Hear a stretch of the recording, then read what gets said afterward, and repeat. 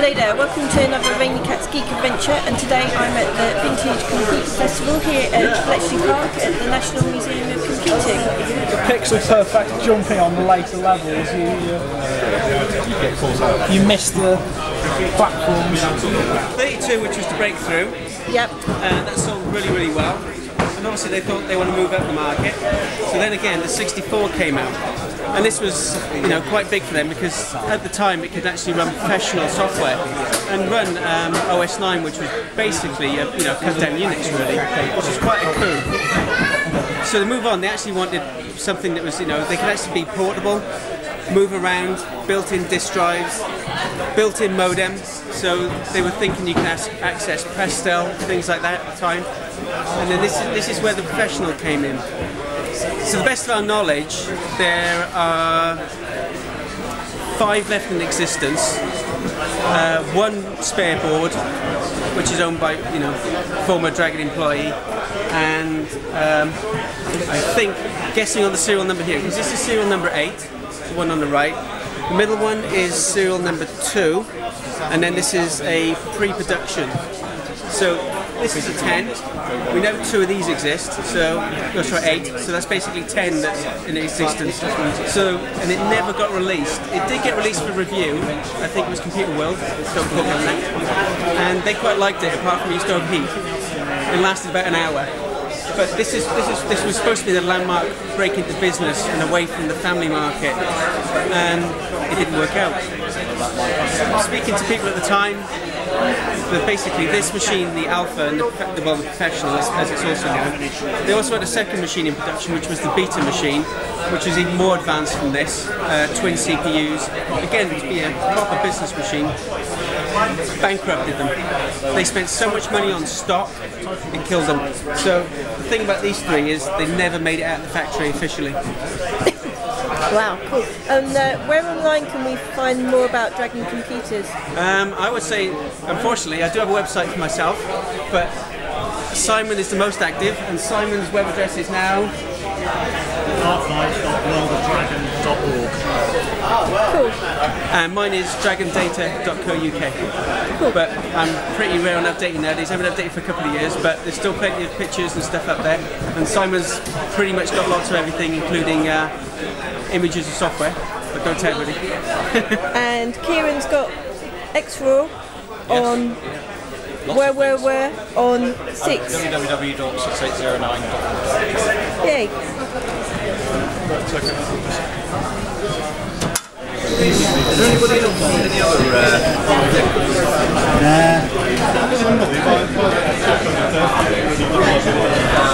So this is our vintage Victorian MP3 player. What we do is we build modern technologies out of old-fashioned equipment. So this is mahogany, glass, leather.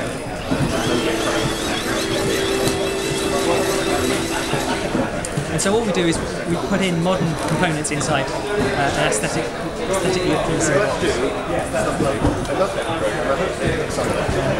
This one, which probably won't work too well in bright sunlight.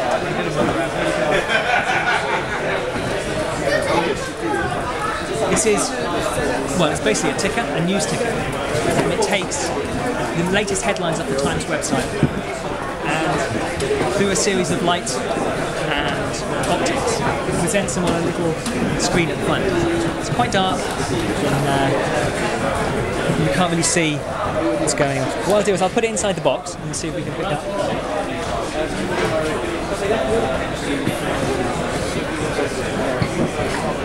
Come in, please.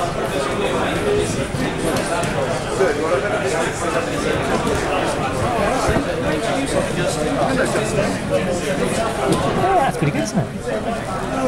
So this is live news coming in as it happens at the Times website. We're going to use the BBC, but the BBC wasn't around then, so it has to be the Times. And finally, we've got the chronograph hat. And what this does is it tells the wearer the time. Let's see if I can get it to work. Sir, the time, please.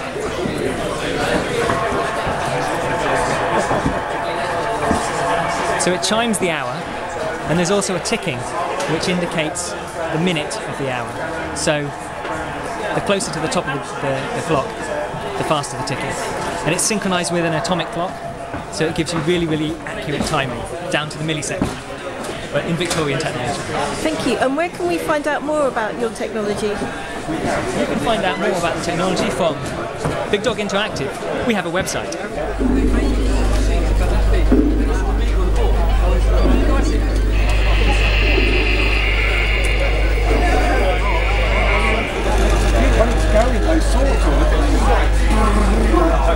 So is it KS? I believe it or not, I was talking to a guy on the forum the other day, and apparently... Well, this is a homemade clone of the Magnavox Odyssey system, which is the world's first mass-produced home video game system. There's no chips or processors or any kind of digital processing in there at all. It's all made out of analog components, little boards that are generating spots on the screen. Controllers move the bats up and down, left and right. And there's a simple button to start it off there. You have to be your own umpire and referee to spot when the ball goes past the bat and tell each other off and keep score and all that. It was actually designed in 1967 by Ralph Baer at Sanders Associates. When he first proposed it, although there's lots of companies that took an interest in it, I thought, yeah, this looks interesting. Because it was such a new industry, it had never been done before, nobody could actually bring themselves to commit to it. There was a bit of a recession going on. So it wasn't until 1972 that Magnavox came along and said, actually, we think this is going somewhere. We will build this, we will sell it for you. And in the first year they sold 130,000 units of the Magnavox Odyssey. This is actually the Pong game that's going on. No, it's a simple ping pong. By rewiring the different modules via plug-in cartridges, you can change the game. So you can see on here we've got the centre line. The ball is just flowing straight across it like a tennis game. If you change it to cartridge 2 on the original system, the centre line would move over to the left and would reflect the ball. You then put both controls over on the right and it becomes a game of squash rather than tennis. And there was 6 cartridges supplied originally, another 6 were made, and there was also a rifle available for shooting games. The Computer Museum has got a website at retrocomputermuseum.co.uk.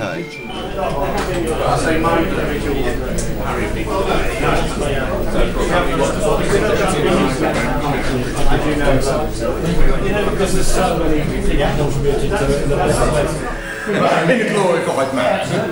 I was curious, because if I select one of these images, it's actually going to go and find loads on Nike Law.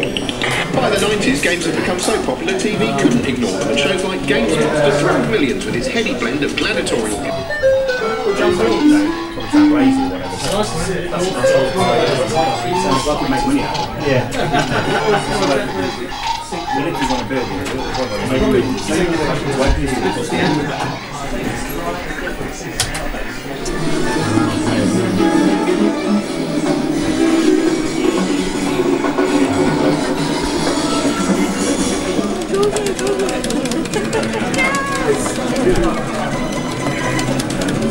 Oh my god, this is the most violent game in the world. Exactly. And on. And on.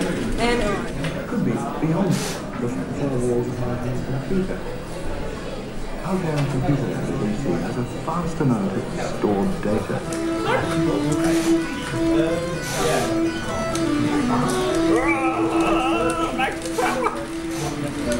What's this? It's a Sinclair C5, and we're not allowed to sit in it, otherwise the sick line with us. Oh yes.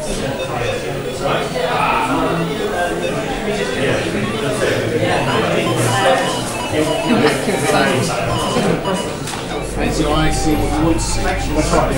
What you want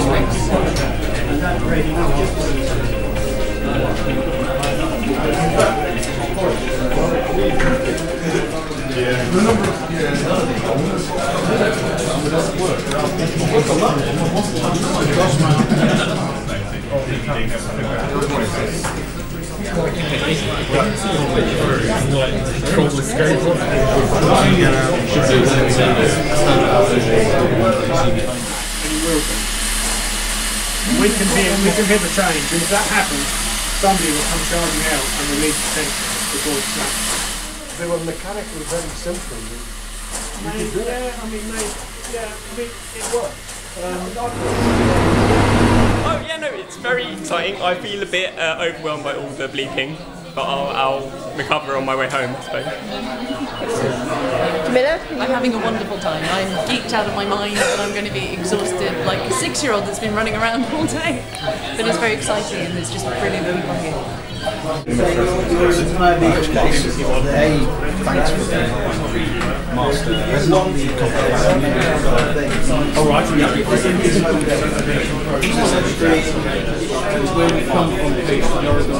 Yeah, what it does is it protects our history. So it's exactly the same way as